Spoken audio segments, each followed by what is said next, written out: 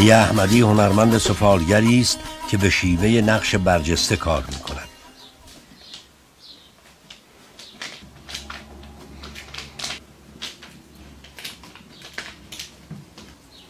یکی از شاخه‌های هنر سفالگری ساخت کتیبه‌های نقش برجسته است.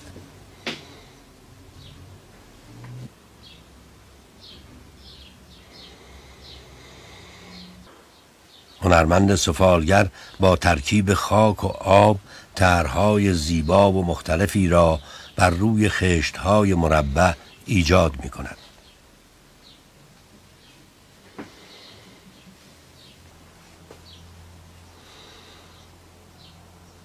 از کنار هم قرار دادن این نقش‌ها تابلوهای سفالی خلق می‌شود.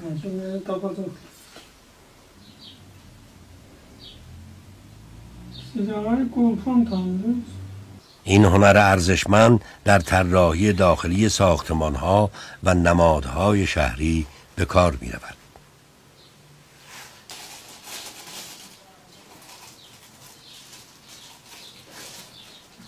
نقش برجسته‌های زیبای سفالی تلفیقی از صنعت و مدرنیته هستند.